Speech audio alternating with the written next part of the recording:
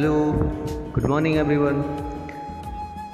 আমার প্রিভিয়াস ভিডিওতে অনেকে আমাকে ফিডব্যাক জানিয়েছো এবং কোথায় কি ইমপ্রুভ করতে হবে এবং কোথায় ভালো হয়েছে, তার জন্য সবাইকে থ্যাংক ইউ রাহুল, শুভ, চুমন এবং আমার স্টুডেন্টদের মধ্যে সন্দীপ এবং বিপাশা আমাকে কমেন্ট করে জানিয়েছে যে তাদের ভিডিও ভালো হয়েছে এবং ক্লাসের মধ্যেও অনেকে জানিয়েছে। সবাইকে থ্যাংক ইউ। এবার আমাদের আজকের ক্লাস আমরা শুরু করব। এর আগের ভিডিওতে আমরা ইউনিট 2 প্রথম প্যারা কমপ্লিট করেছি, তার আগে ইউনিট 1 কমপ্লিট করেছি। তো ইউনিট 1-এ আমরা কি দেখেছিলাম যে নয়নতারা সেহগল চা পান করছিলেন নিজের বাড়িতে বিকেলবেলায়। হঠাৎ করে একটা কল পেলেন এবং জানতে পারলেন যে বাপুজি গুলিবিদ্ধ হয়েছেন। তখন তিনি খুব দুঃখের সাথেই বিড়লা হাউসে দৌড়ে যান। সেখানে গিয়ে তিনি দেখতে পারেন যে তার আত্মীয় স্বজনরা কীভাবে তাকে ঘিরে আছে। বিভিন্ন দুঃখিত নারী পুরুষরা আসছে, বিড়লা হাউসে ঢোকার প্রচণ্ড চেষ্টা করছে উত্তেজিতভাবে। সেই উত্তেজনা শান্ত করার জন্য সবাই ঘোষণা করে দিল যে বাপুকে দেখার সবাইকে সুযোগ দেওয়া হবে। তখন কিন্তু শেষ অবধি তারা শান্ত হলো এবং নয়নতারা সেহগল আমাদের বাপুর মাধ্যমে জানাতে চাইলেন যে যখন এক ব্যক্তি তার নিজের কোনো কাছের ব্যক্তিকে হারায় তখন তার মস্তিষ্কে সব থেকে প্রথম কী ধরনের প্রশ্ন আসে। তার মাঝেই সবাই মিলে সিদ্ধান্ত করছিলেন যে বাপুকে কীভাবে সম্মান জানানো হবে। তখন নাইডুর মেয়ে মানে সরোজিনী নাইডুর মেয়ে পদ্মাশ্রী বলে উঠলেন যে আমরা বাপুর সাথে হাঁটব, এটা হবে বাপুর সাথে আমাদের শেষ হাঁটা। এই সব বিষয় নিয়ে আমরা জানলাম। তারপর যেটা ইউনিট 2 প্রথম পেজে আমরা জানলাম যে কিভাবে এই হাঁটাটা শুরু হলো, কিভাবে প্রচুর লোকজন মানে ভিড় করে সেখানে জমায়েত হয়ে বাপুর পা টাচ করার চেষ্টা করছে, কিন্তু এতই ভিড় যে সেখানে একটু নড়াচড়া করা যাচ্ছে না। এবার আগে দেখব।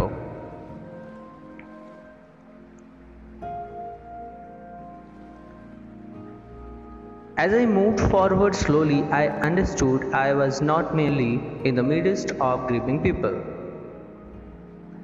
As I moved forward, I merely এই যে ওয়ার্ডগুলো দেখো, রিলেট করো একটা জিনিস। As I move forward slowly, তুমি যদি পাই টু পাই একটা মিনিং ধরে যাও তাহলে তুমি সেই অর্থটা তুলে রাখতে পারবে না যেটা আমাদের লেখিকা নয়নতারা সেহগল আমাদের জানাতে চাইছে। তাহলে যদি এই লাইনটার আমরা বাংলা মিনিং করি তাহলে কি দাঁড়ায়? যখন আমি ওই শোকার্ত মানুষের মাঝে হাঁটছিলাম, হঠাৎ করে উপলব্ধি করলাম এবং বুঝতে পারলাম আমি শুধুমাত্র শোকার্ত মানুষের মধ্যে নেই। এটা হচ্ছে তার মানে। তো তার আগে যদি এখনো বুঝতে অসুবিধা হচ্ছে একটা জিনিস দেখো, এই যে ওয়ার্ড গ্রিভিং, এই গ্রিভিং ওয়ার্ডটা আমরা এই যে বাচ্চা ছেলেটি কান্না করছে এখান থেকে তো আমরা রিলেট করতে পারবে যে গ্রিভিং শব্দের অর্থটা কি।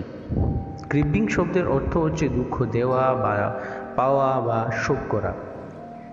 এই বাচ্চাটা, এই যে ছবিটা, এটা নেওয়া হচ্ছে কাশ্মীরের একটা ঘটনার, যে ঘটনাটার পর এই বাচ্চাটা নিজের প্রিয় বন্ধুকে হারিয়েছে। তো এই প্রিয় বন্ধুকে হারার পর যে কষ্টটা তোমরা এই ছবিতে দেখতে পাচ্ছ কিভাবে কষ্ট হয়। এই ধরনের শোকাহত ব্যক্তিদের গ্রিভিং পিপল বলা হয়। তো এখানে তিনি বলতে চাইছেন যে আমি মিডস্ট মানে হচ্ছে মধ্যে এবং মেয়ারলি মানে হচ্ছে যেটা শুধুমাত্র। তিনি বলতে চাইছেন যে আমি শুধুমাত্র সেই মানে গ্রিভিং পিপল বা দুঃখিত লোকের ভিড়ের মাঝে নেই। তাহলে পরের লাইন দেখো, this was even more than the funeral procession of India's beloved leader. This was even more, এটা আরও বেশি কি থেকে? The funeral procession of India's beloved leader, মানে একজন ইন্ডিয়ার প্রিয় নেতার শেষকৃত্যের মিছিল থেকেও এটা আরও অনেক বেশি। এটা শুধুমাত্র একটা মানে আমাদের ভারতের একটা কোনো প্রিয় নেতার শেষ কার্য নয় বা তার মিছিল নয়, এটা হচ্ছে তার থেকেও অনেক বেশি। সেই জন্য তিনি বলছেন যে আমি এই ভিড়ের মধ্যে শুধু শোকাহত লোকের মধ্যে নয়, তারা এই জিনিসটা অনেক আরও কিছু মানে মনে করছে।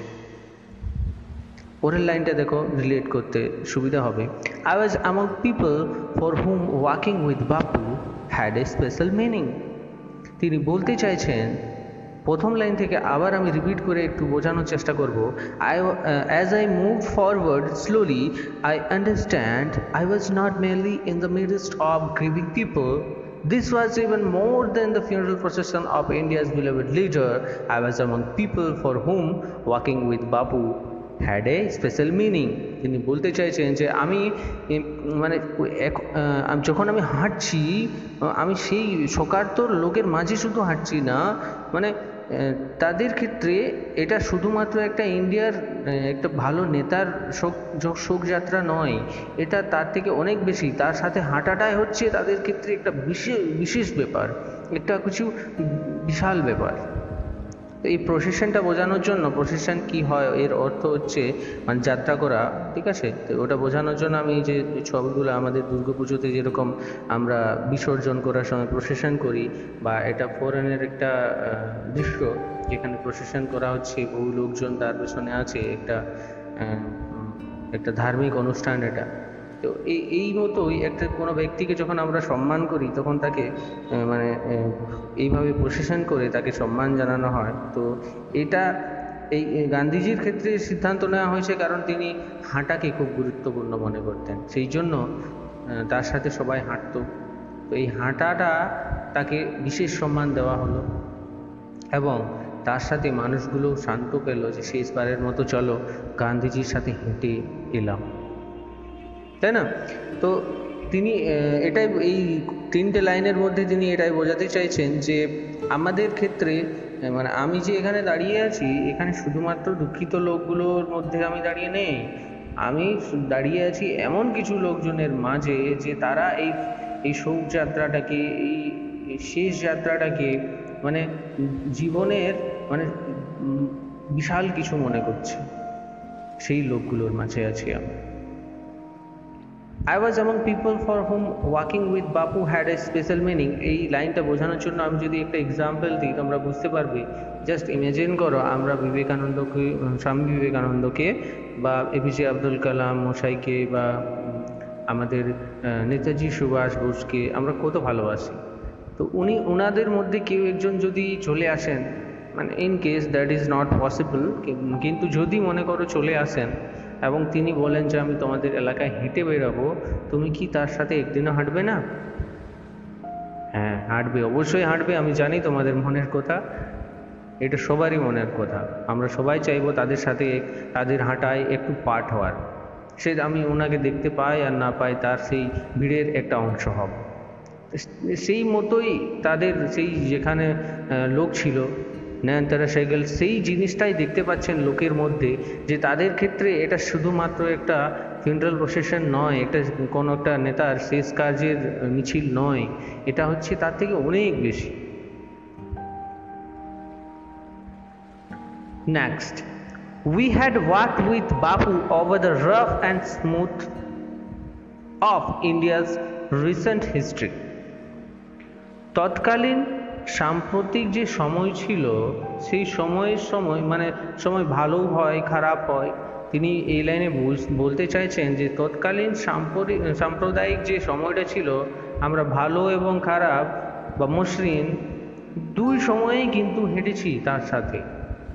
তিনি এটা বলছেন, আমরা হেঁটেছি, উই হ্যাড ওয়াক উইথ বাপু, বাপুর সাথে over the rough and smooth, ভালো এবং খারাপ দুটো সময়। এবার রাফ অ্যান্ড স্মুথ যদি বুঝতে না পারছো তাহলে একটা জিনিস লক্ষ্য করো, এখানে রাফ বলতে এখানে রক আছে এবং স্মুথ বলতে একটা বল আছে। তো এখানে একটা জিনিস বোঝার আছে যে স্মুথ মানে কি সফট জিনিসটা, মানে সফট জিনিস অবশ্যই ধরতে ভালো লাগে, বা রকটা তোমাকে যদি আঁকড়ে ধরতে বলি তখন ওটা কেমন একটা মনে হবে, তো সেই জিনিসটাই আর কি। তো স্মুথ আর রাফ জিনিসটা তোমরা আশা করি বুঝতে পেরেছো, দুটোই অপোজিট। স্মুথ মানে নরম জিনিসটা, ভালো জিনিসটা, কিন্তু রাফ মানে হচ্ছে শক্ত জিনিসটা বা খারাপ জিনিসটা। তো এখানে সেটাই বোঝাচ্ছে যে we had worked with Bapu over the rough and smooth, মানে ভালো এবং খারাপ। ইন্ডিয়ার তৎকালীন যে সাম্প্রতিক সময় ছিল বা ঐতিহাসিক সময় ছিল, সেই ঐতিহাসিক মানে ইতিহাসের সময়, মানে ঐতিহাসিক যে ঘটনাগুলো ঘটেছিল, সেই ঘটনাগুলো ভালো হোক খারাপ হোক, কিন্তু আমরা তার সাথে হেঁটেছি। নেক্সট লাইনে দেখো, we could not now accept the fact that the man who had led us over many difficult paths was never going to walk with us again. তিনি বলছেন যে we could not now accept the fact, আমরা এই তথ্যটা বা এই ঘটনাটা, এই সত্যিটা মেনে নিতে পারছি না। উই কুড নট অ্যাকসেপ্ট, মেনে নিতে পারছি না, that the man who had led us, যে মানুষটা সবদিন আমাদের নেতৃত্ব দিয়েছে, ওভার মেনি ডিফিকাল্ট পথ, যতই কঠিন পথ হোক না কেন, ঠিক আছে, যতই পেঁচালো পথ হোক, যতই মানে মসৃণ বা মানে রাফ হোক সময়টা, কিন্তু সে আমাদের সব দিন নেতৃত্ব দিয়ে এগিয়ে নিয়ে গেছে। আজকে আমরা সেই জিনিসটা বিশ্বাস করতে পারছি না। Was never going to walk with us again, তিনি আর আমাদের সাথে কোনোদিন হাঁটবেন না। তো মহাত্মা গান্ধী সম্পর্কে আমরা ভালো করেই জানি যে তিনি কতটাই মহান ছিলেন, ঠিক আছে। তিনি আমাদের সব দিন কিন্তু নেতৃত্ব করেছেন। নেতৃত্ব করা সহজ ব্যাপার নয়, 2-4টি ব্যাপার নয় যে এই গেলাম ওই গেলাম, এরকম কোনো ব্যাপার নয়। একজনকে নেতৃত্ব করার ক্ষমতা থাকা চাই, তার মধ্যে সেই ক্যাপাবিলিটি থাকা চাই, না হলে কোনোদিন নেতৃত্ব করা যায় না। কিন্তু তিনি সারা ভারতকে নেতৃত্ব করে নিয়ে চলে গেছেন এক সময়। এই জিনিসটা কেউ এখন মানতেও চাইছে না, যে পারছেই না কেউ মানতে, যে তিনি আর কোনোদিন আমাদের সাথে হাঁটবেন না। তোমরা দেখতে পাচ্ছ ছবিতে, সব দিন তিনি সবার আগে এসে মানে প্রত্যেকে নেতৃত্ব করেছেন। নেতৃত্ব করা মানে সবাইকে মানে লিড করেছেন, সবার আগে তিনি গেছেন। যে কোনো কিছু প্রবলেম হোক আমাকে বলো, প্রথমে আমি সলভ করব, যদি মার খেতে হয় আমি খাবো, তাই না। তিনি লোকের হয়ে মার খেয়েছেন, এটা অনেক বড় ব্যাপার। একটা মানবিক, এই আমরা এর আগেও পড়লাম যে রুগ্ন শুকনো তার শরীর ছিল, সেই শরীর নিয়ে তিনি এতটা সাহস করে এগিয়ে যাওয়াটা কমটা ব্যাপার নয়। আমরা ভালো করেই বুঝতে পারি সেটা। নেক্সট লাইনে দেখো, বাপু স্লাইড ফিগার, এই যে বললাম slide figure had worked, staff had, আবার পড়ছি, বাপু slide figure had worked, staff hand over a large part of India. Bapu slide figure, slide মানে আমরা জানি যে স্বচ্ছ পাতলা, তো আমরা এখানে তো স্বচ্ছ পাতলা বলাও যায়, বাট তোমরা একটা জিনিস দেখে, তিনি রুগ্ন শুকনো ছিলেন, সেই রোগা পাতলা শরীর এখানে বলা যায় যে স্লাইড ফিগার বলতে। তো বাপুর সেই রোগা পাতলা শরীরটা নিয়ে তিনি হেঁটেছিলেন, ঠিক আছে। যদি পুরোটাকে বাংলায় ট্রান্সলেট করি তাহলে কি হয়, বাপু রোগা পাতলা শরীর নিয়ে লাঠি হাতে করে ভারতবর্ষের বিস্তীর্ণ এলাকা নিয়ে তিনি হেঁটেছিলেন। এই লাইনটাতে এটাতেই বোঝানো যাচ্ছে যে, আবার এই তিনটে লাইন আমি রিপিট করব, তোমরা ধ্যান দিয়ে দেখো। We had work with Bapu over the rough and smooth of India's recent history. এখানে বলছে যে তৎকালীন সাম্প্রদায়িক সময়ে আমরা ভালো এবং খারাপ দুই সময়ে যার সাথে হেঁটেছি। We could not now accept the fact that the man who had led us over many difficult paths was never going to walk with us again. যার নেতৃত্বে আমরা হেঁটেছি তিনি আমাদের মধ্যে নেই, তা আমরা মানতেই পারছি না, ঠিক আছে। যিনি আমাদের সারা জীবন নেতৃত্ব করে চলে গেছেন, সে যতই খারাপ সময় হোক না কেন, তিনি আর কোনোদিন আমাদের সাথে হাঁটবেন না, এটা আমরা মানতে পারছি না। Bapu's slight figure had walked staff hand over a large part of India. বাপু তার সেই রোগা পাতলা শরীর এবং হাতে লাঠি নিয়ে ভারতবর্ষের বিস্তীর্ণ এলাকা জুড়ে তিনি ঘুরেছেন হেঁটে, তাই না। তিনি হেঁটেই সারা ভারতবর্ষ ঘুরেছেন। নেক্সট যেটা আছে সেটা to walk is to make slow progress. To walk is to make slow progress মানে হাঁটা মানেই হচ্ছে ধীরে ধীরে এগিয়ে যাওয়া। আমরা এটা ভালো করেই জানি, যে কোনো জিনিস যদি আমরা ধীরে ধীরে যাই সেই জিনিসটা ভালো হয়। তোমরা মনে করো একটা কোনো ফর্মুলা পেয়েছো, সেই ফর্মুলাটা ধীরে ধীরে শিখে প্র্যাকটিস করে করে যখন তোমরা প্র্যাকটিস করে করে করে করে প্রথমে একটা প্র্যাকটিস করলাম, দুটো প্র্যাকটিস করলাম, তারপর চারটা প্র্যাকটিস করলাম, এইভাবে এভাবে যাবে। যদি তোমরা ইংরেজিতেও জানো ভয়েস চেঞ্জ তুমি শিখলে, শেখার পরই তো সব কিছু শেষ হয়ে যায় না। তোমাকে একটা প্র্যাকটিস করলে, তারপর দুটো প্র্যাকটিস করলে, 5টা করলে, 10টা করলে, 50টা করলে, 500টা করলে, এভাবে করার পর তোমার মধ্যে একটা ওর যে ভয়টা সেটা কেটে যায় এবং সেটাতে তুমি নিপুণ হয়ে যাও এবং যেভাবে যেরকমভাবে তোমাকে দেওয়া যাক তুমি ওটা করতে পারবে। তো সেটাই হচ্ছে, তো তুমি কিভাবে গেলে, ধীরে ধীরে গেলে। তো এটাই বলছে টু ওয়াক মানে হাঁটা মানেই হচ্ছে ধীরে ধীরে এগিয়ে যাওয়া।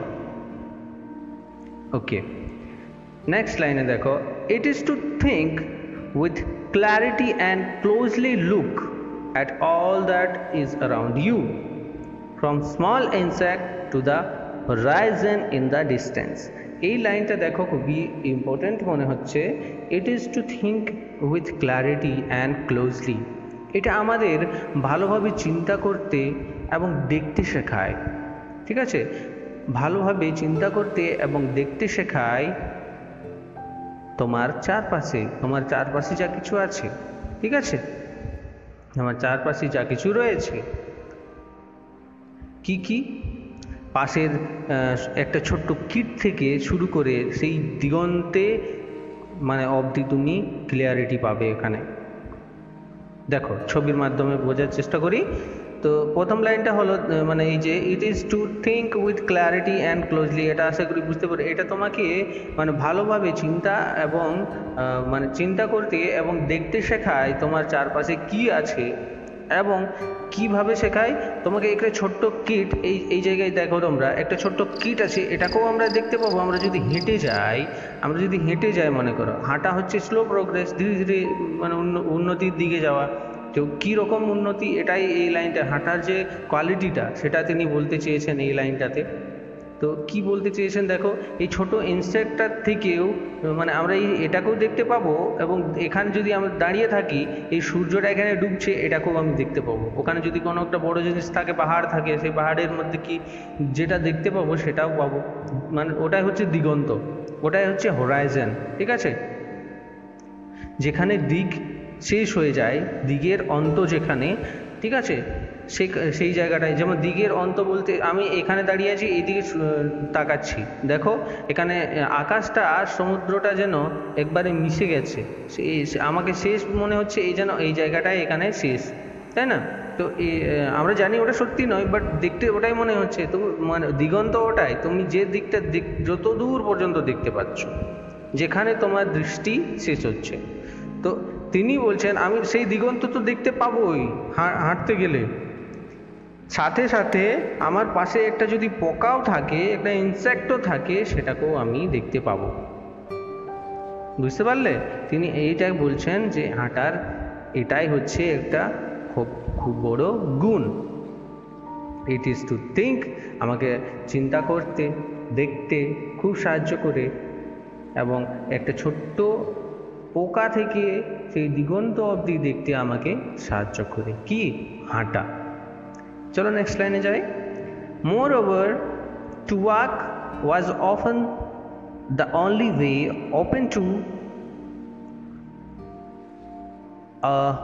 open to the average Indian.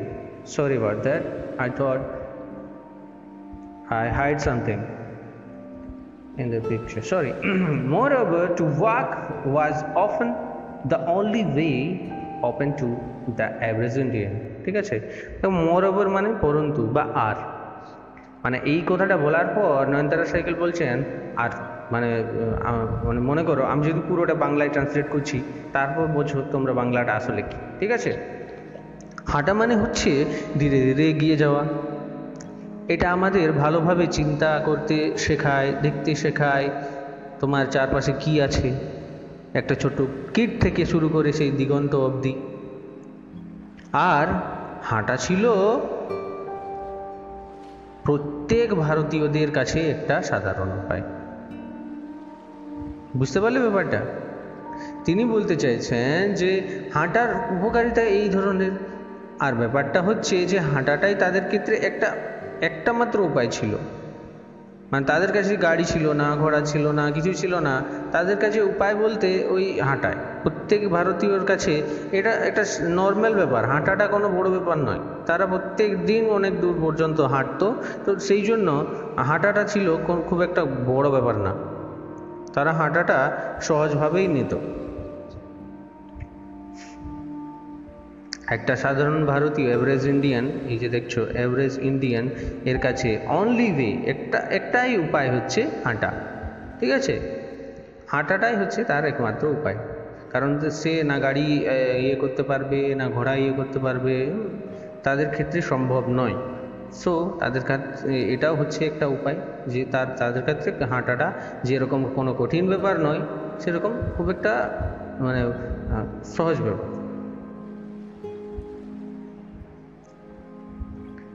Next দেখো, it required no vehicle except his own body and cost him nothing but his energy.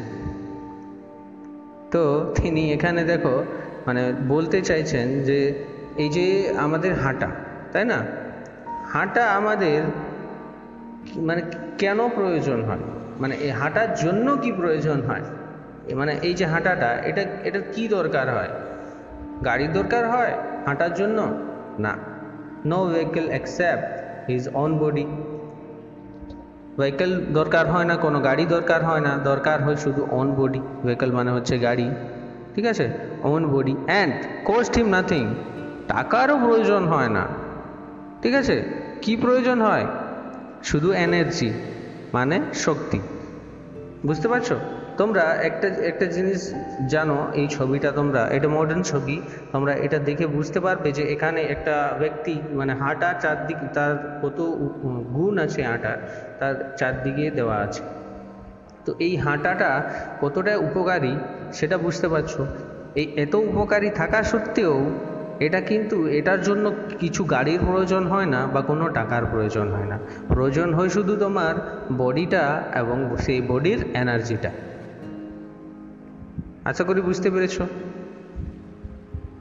Gandhiji took this necessity as he took much that was commonplace and transformed it into a joyful effort. তো গান্ধীজি এটাকে just একটা কি বলবো necessity, দেখো necessity মানে হচ্ছে দরকার বা আবশ্যক। এই যে দরকার, এই দরকারটাকে নিয়েছিলেন।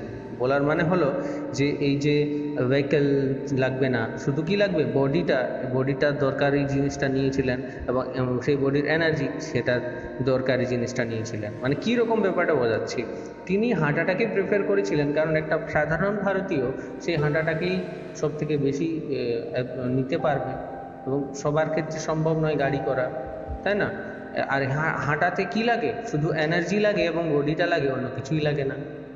As he took much that was commonplace, ঠিক আছে, তিনি এই জিনিসটাকে সাধারণভাবে নিয়েছিলেন। ঠিক আছে, সাধারণভাবে মানে নিয়েছিলেন বলতে তিনি এখানে বলতে চাইছেন যে এই যে হাঁটাটা, as he took much that was commonplace, মানে এটাকে তিনি নিয়েছিলেন যেমন এটা একটা সাধারণ, ঠিক আছে, সাধারণ জায়গা।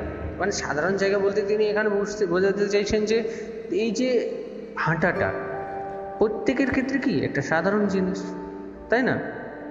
মানে হাঁটা তো এমন তো নয় যদি সত্যি কারো শরীর কাজ না দেয়, এনার্জি নেই কারোর কাছে, তাহলে সে হাঁটতে পারবে না। কিন্তু কারোর মধ্যে এনার্জি আছে এবং বডি আছে, তাহলে সে হাঁটতে পারবে। সেই জন্য এই সাধারণ জিনিসটাকেই তিনি নিয়েছিলেন, and transform it into joyful effort, এবং সেই জিনিসটাকে, সেই হাঁটাটাকে তিনি একটা জয়ফুল আনন্দে রূপান্তরিত করার চেষ্টা করেছিলেন। বুঝতে পারছো? এবারে এই যে হাঁটাটা, তুমি মনে করো যে কোনো জায়গা থেকে হেঁটে যাচ্ছ, সেই হাঁটাটা একটা জাস্ট বোরিং ফিল হবে তোমাকে, বাট সেই হাঁটাটা যদি একটু ইন্টারেস্টিং হয়, একটু আনন্দময় হয়, মানে সে হাঁটাটা যদি আনন্দিত হয়, সবার সাথে গান করো, আনন্দ করে করে যদি যাও, তখন কিন্তু সেই হাঁটার মনে হয় না। সেটাই তিনি করেছিলেন। গান্ধীজি টুক দিস নেসেসিটি, মানে এই যে দরকারটা, এই যে শরীর এবং এনার্জি, এই দরকারটা তিনি নিয়েছিলেন, ঠিক আছে, এই হাঁটার যে উপকারিতা, তিনি এর সদ্ব্যবহার করেছিলেন এবং এটাকে একটা কমন প্লেস হিসাবে নিয়েছিলেন, যে সাধারণ ব্যাপার, হাঁটাটা হচ্ছে কি একটা সাধারণ ব্যাপার, অ্যান্ড ট্রান্সফর্মেড, এবং এটাকে রূপান্তরিত করেছিলেন কিসে, একটা আনন্দময় হাঁটাতে, ঠিক আছে, একটা জয়ফুল এফার্ট, মানে তিনি প্রচেষ্টা করেছিলেন যে এই হাঁটাটাকে যতটা সম্ভব আনন্দময় করে তোলার। তো এর আগে বলে রাখি যে মহাত্মা গান্ধী, আমরা এতক্ষণ অবধি যা পড়ছি, মহাত্মা গান্ধী কিন্তু সব দিনই আমাদের, তোমরা ছবিতে দেখতে পাচ্ছ, তিনি এই হাঁটাটাকে কত সুন্দর, চারপাশে তিনি আগে আগে হেঁটে যেতেন, এখানে দেখো এই ছবিটাতে দেখো, বা তিনি স্টে করতেন যেখানে, সবার সাথে বসে খেতেন, আলোচনা করতেন, এইভাবে তিনি হাঁটাটাকে মানে একটা আনন্দময় একটা উদ্বেগ করে তুলেছিলেন। তার সাথে হাঁটা মানে এই জন্য লোকে সেটাকে গর্ববোধ মনে করত।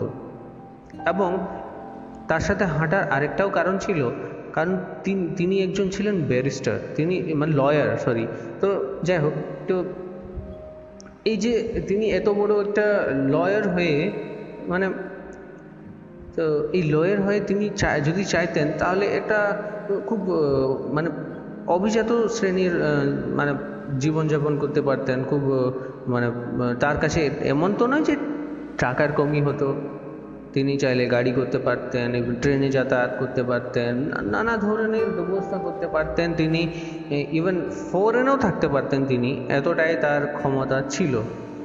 তো তা সত্ত্বেও এত কিছু তিনি ত্যাগ করে শুধু একটা মানে ধুতি পরে সারা ভারত ঘুরেছেন, লোকের সেবা করেছেন, লোকের হয়ে নেতৃত্ব করেছেন, এটা কম ব্যাপার নয়, তাই না? তিনি নিজে সেই জিনিসটা করেছেন বলেই সারা ভারত তাকে বিশ্বাস করত।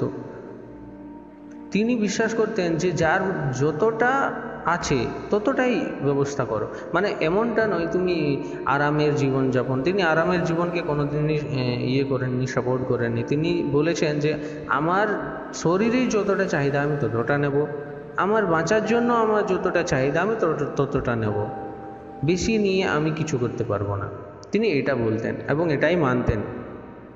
যাই হোক, তো তার সেই স্যাক্রিফাইসের জন্য আজ তিনি আমাদের সব জায়গায় একটা মহান জায়গায় বসে আছেন এবং আমাদের হৃদয়ে সব দিন তিনি থাকবেন।